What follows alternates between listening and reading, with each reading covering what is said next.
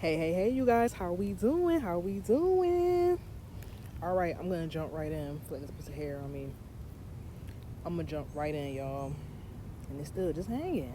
Yeah, I can feel it, but oh,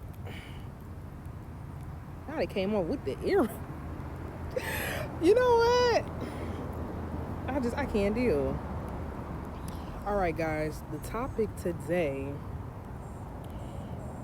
is you gotta be wealth today. Okay, the topic is really wealth, but ultimately you have to be the thing today.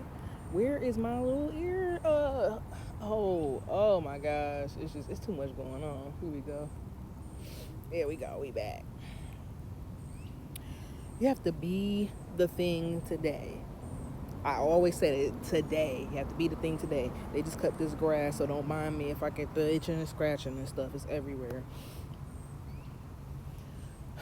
Listen, I know a lot of us, it's really the men that don't like Shira 7, right? But the ladies out there that know about Shira 7. Miss Sprinkle Sprinkle, Miss Level Up herself. Okay? So here's the thing with me and Miss Shira 7. While I don't agree with everything she talks about, as far as how to get men with money, how to treat them, how to do this and that. I don't agree with everything like that. That's not fully 100% my stilo. But listening to her, I really learned how to eat the meat and spit out the bones. Because even with me, it was a lot of stuff. If you really learn how to listen with a different ear, if you don't necessarily agree with everything she talks about, you're going to pick up some game. You're going to pick up some gems still. Okay? Especially when she talked about leveling up on your budget, for example.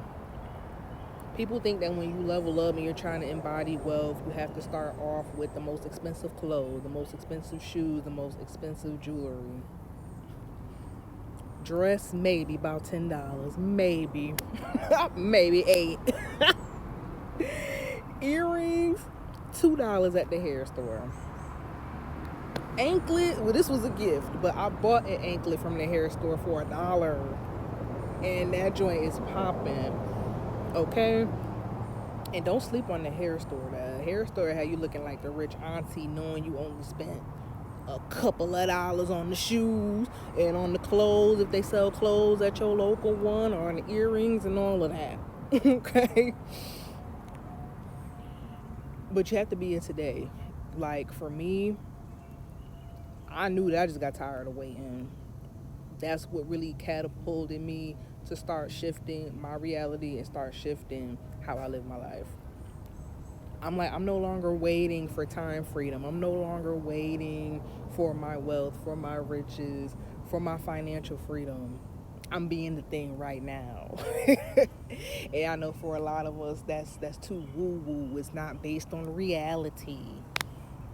That's why it's so important to study metaphysics, a little bit of quantum physics. Now, quantum physics gets down to it. Like, I gotta take that like a little bit at a time, because I be like, wait a minute. But you guys, the support around us, which in our spiritual world or our religious world we call God, in quantum physics is called the field, it supports us when we start being the thing first. Excuse me. When it starts being embodied on the inside first, and then the reality outside will start to fold into that as well. And that's the hard part for me, because it takes a while sometimes for the outside to catch up on the inside. So you be like, hey, are we moving? Are we shaking? Because I know the work I've been doing. I know the work I've been doing on the inside. I've been doing this work for a long time. But there are certain things that started to shift for me as I started to live my reality today, in the moment, in the now. But for me personally, it took me just getting tired of being tired of the same thing. Especially, I'll wait till I thrive in my business, or I thrive in stocks and bonds and all that. I'm not waiting for even all of that. You know how long it takes people to get business going? Not to say that I would never want my own business, or I would never want to thrive or anything like that. But I'm like, that could take me a little time. I'm not waiting for that either. So I just started walking in the thing. I started being the thing. I got tired of working my little 9 to 5. I got tired of that kind of restrictive schedule like that. Oh, I gotta be here every day.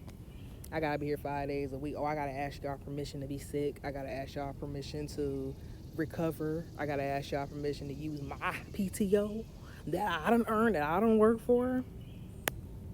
It wasn't working for me. It wasn't working for my essence.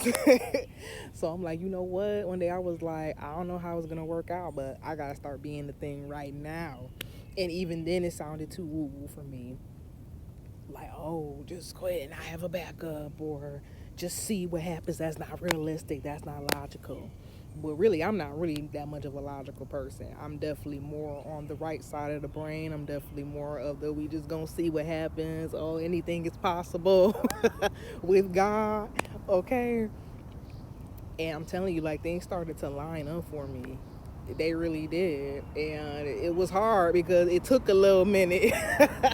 It took a little minute. Like, I actually had to physically get up and move different cities to continue my manifestation as I'm doing now. You know what I'm saying? But there were sacrifices I had to make as well. But really, and that's something I was reading in the Bible as well about sacrifice. It's not necessarily sacrificing just to be sacrificing.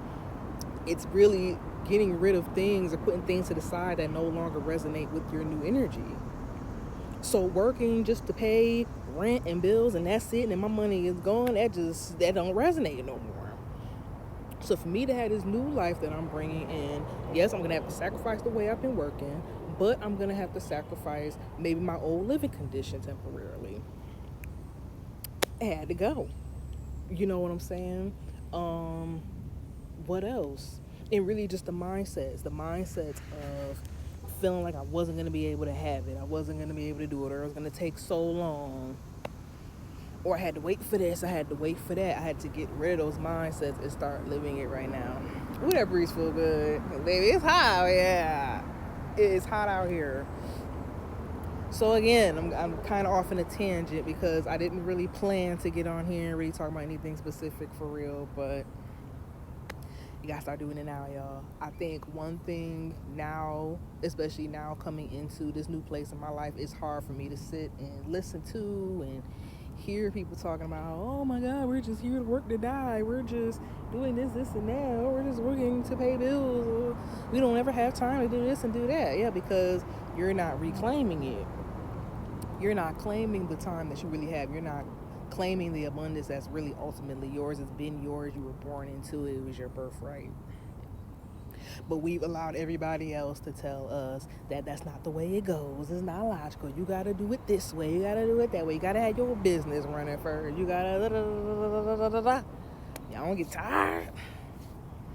See, I get tired of waiting. See, that's a gift that I have. Is, yes, I'm patient, but I'm impatient with certain things. I'm not waiting. I'm not waiting on nobody. I'm not waiting on nothing. I'm not waiting on that check. I'm not waiting on this savings account to look like this. I'm not waiting. It's too much. I gotta do it now with what I have. And I think another thing you gotta sacrifice as well is it working out a certain way. You know, that's our biggest problem. It gotta be this way, gotta be that way. And it's too hard for me. It's an adjustment.